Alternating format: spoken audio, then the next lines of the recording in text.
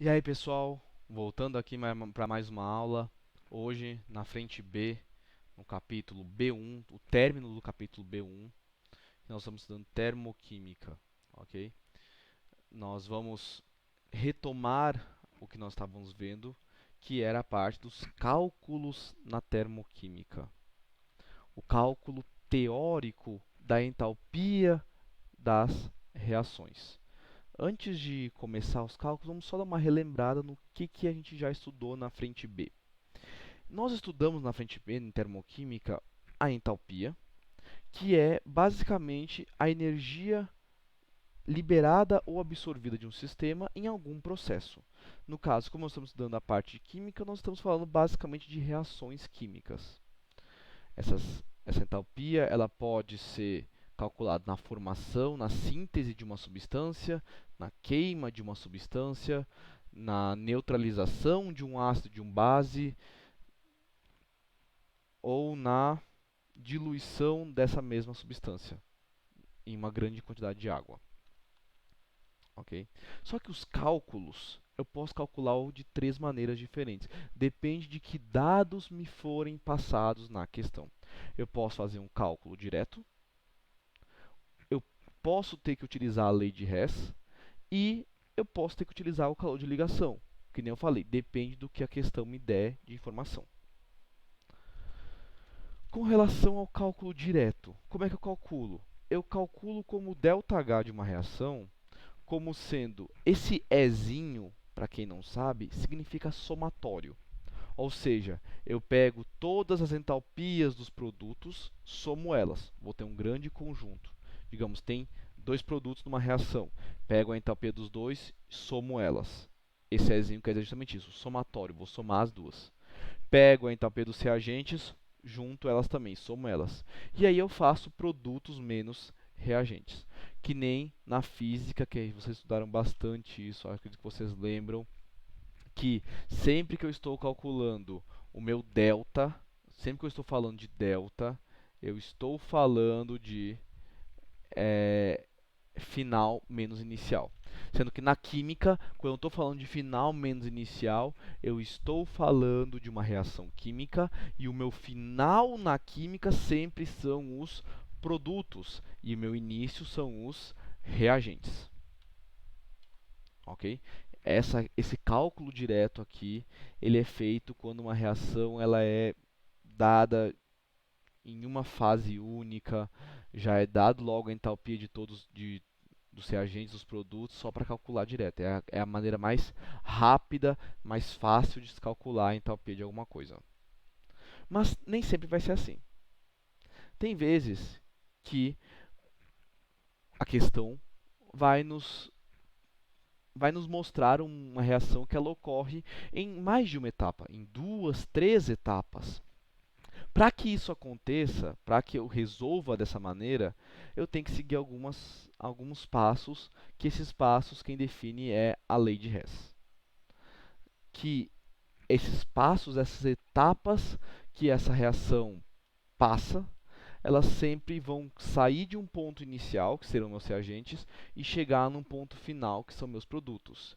E a entalpia, ela já fala isso, que eu não preciso saber o caminho que uma reação passa, mas eu preciso saber qual é o produto e qual é o reagente que deu essa origem, que deu essa reação.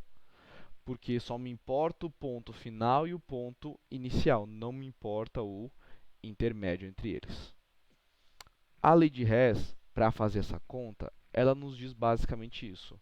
Que para eu realizar a lei de Hess, meu primeiro passo é identificar a reação global. Eu preciso identificar essa reação global, que ela vai ser a reação com quem eu vou me basear.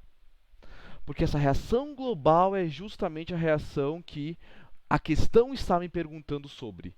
E se eu não souber quem é essa reação global, eu não consigo fazer a minha questão. Tendo essa reação global, eu descubro quem são as equações intermediárias, as semi-reações, as etapas. São vários nomes que podem ser dados para isso. Para eu chegar nessa equação, nessa reação global, eu tenho que pegar essas minhas outras reações, as minhas outras equações e multiplicar elas de maneira a se alcançar a reação global. Por exemplo, na minha reação global, eu peguei lá, eu tenho que ter 2 carbonos nos reagentes. 2 carbonos reagentes, por exemplo. Peguei uma das semi-reações lá, ela tem lá 1 carbono no reagente. Como é que eu faço para 1 carbono virar 2? Que nem eu botei, eu tenho que multiplicar. Eu não posso somar. Eu tenho que multiplicar. Então eu vou multiplicar essa equação por 2. Para 1 virar 2. Quando eu multiplico eu multiplico a reação. Não multiplico o elemento. Não multiplico só o carbono, multiplico toda a reação. Multipliquei toda a reação, fiz todas as contas, tudo vezes 2, bonitinho, tudo mais. Eu tenho que multiplicar também o ΔH. Porque essa entalpia, nós sempre vimos que ela é por mol. Ela é por uma quantidade de matéria fixa.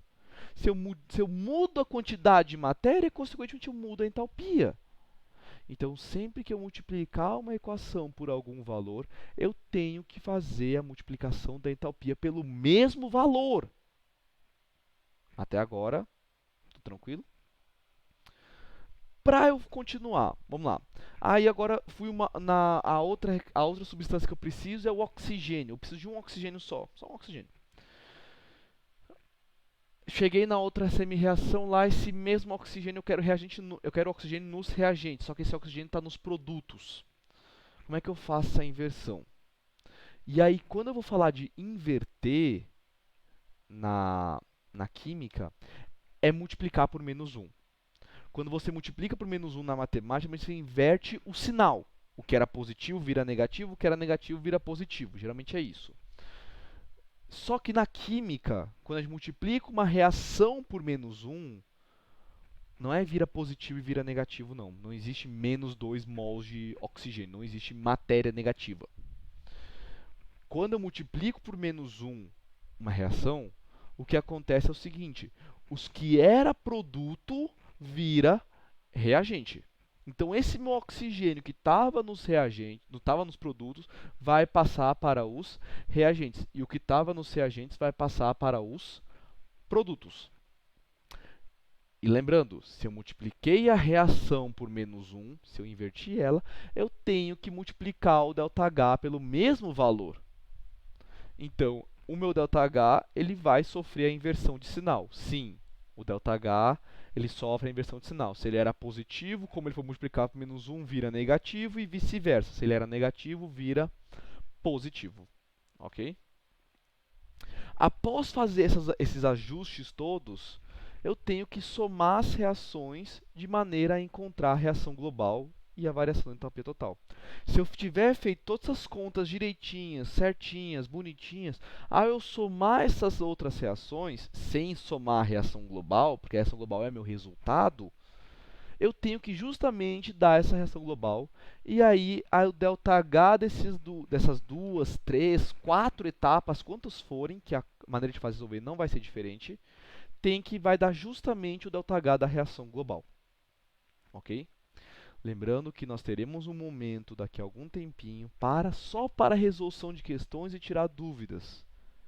Então, lá vocês podem tirar dúvidas sem nenhum problema. Por enquanto, só a parte teórica. Como é que é expresso a lei de Hess em um gráfico? Ela é expressa dessa maneira. A reação que eu quero é A formando C. Essa é a minha reação global. Só que ela não acontece de maneira direta. O A primeiro forma o B, depois o B forma o C. Ela ocorre em 2 etapas. A formando B, B formando C. Só que o que acontece? A formando C é um ΔH3. E percebam aí que o ΔH3 é justamente a soma do ΔH1 e ΔH2, que foi o que a lei de Hess mostrou antes, né? Então, numa representação de um gráfico, vai ser, por exemplo, dessa maneira aí. Vai ter 3, 4 linhas ou 2 linhas só para tu encontrar a terceira.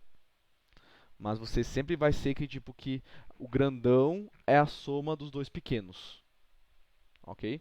E lembrando sempre que num gráfico, quando estou falando de gráfico, a seta está para cima, eu estou falando de um processo endotérmico, um processo que recebe energia. Quando a seta está para baixo, eu estou falando de um processo exotérmico, um processo que está liberando energia. Sempre lembrar disso é muito importante.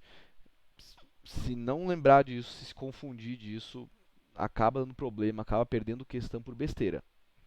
Então, se lembrando, para cima endotérmico recebe energia, para baixo exotérmico libera energia, ele solta essa energia para o meio.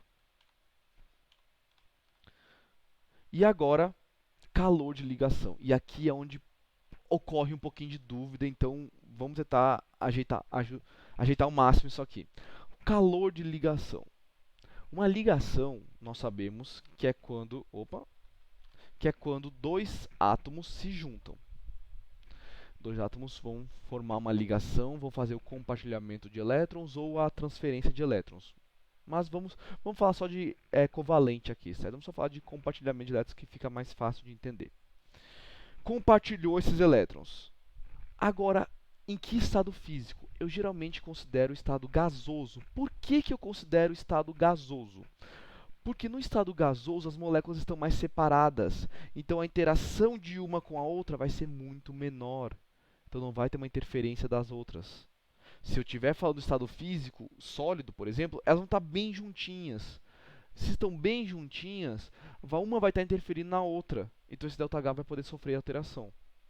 Então por isso que eu sempre considero um estado gasoso, já estão bem afastadas.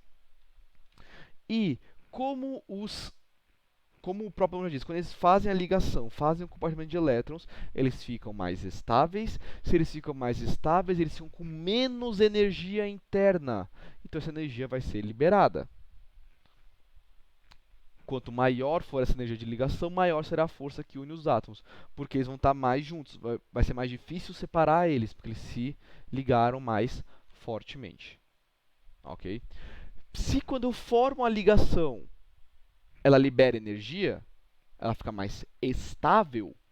Então, quando eu quebro essa ligação, deixei os átomos mais instáveis, consequentemente eu tive que absorver energia. Por quê? Porque duas coisas estão ligadas, estão juntas, elas não vão querer se separar se não te botar uma força para separar elas. Não é isso?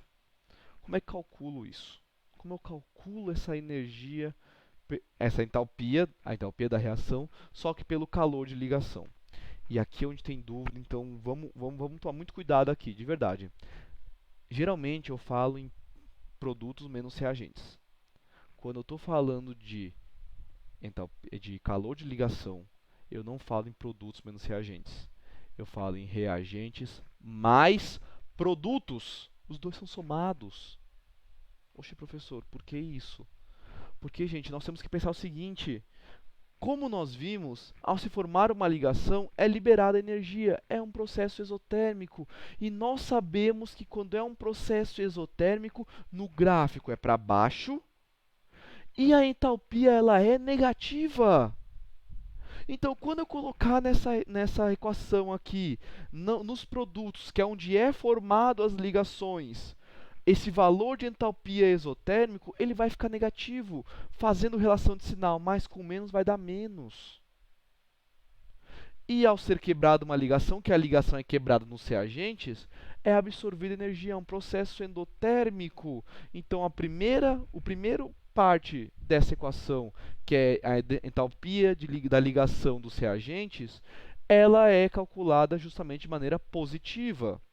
E a entalpia das ligações formadas nos produtos, ela é negativa. Esse mais aí é só para fazer a relação de sinal com o menos da entalpia dos produtos, para ficar mais com menos, menos, para ter a diferença. Ok? Então tem que tomar muito cuidado com isso, porque se tu colocar na energia de ligação produto menos reagente, você vai acabar errando a conta. Porque aí os produtos vão ficar negativo e os reagentes também vão ficar negativo. Então, falou em cálculo direto, falou em lei de Hess, produto menos reagente. Pá, sem dúvida nenhuma. Falou em energia de ligação, falou em produtos mais reagentes. Ok, gente? Então, assim, espero que tenha entendido. Daqui a pouco vamos para as dúvidas, que eu acredito que pode ter ficado alguma, mas nós vamos lá. Vamos sair dessa nossa situação que nós estamos vivendo devido à pandemia mais fortes. E eu espero daqui a algum tempo reencontrar com todos vocês com aquela alegria, todo mundo bem de saúde. Nos vemos na próxima. Valeu!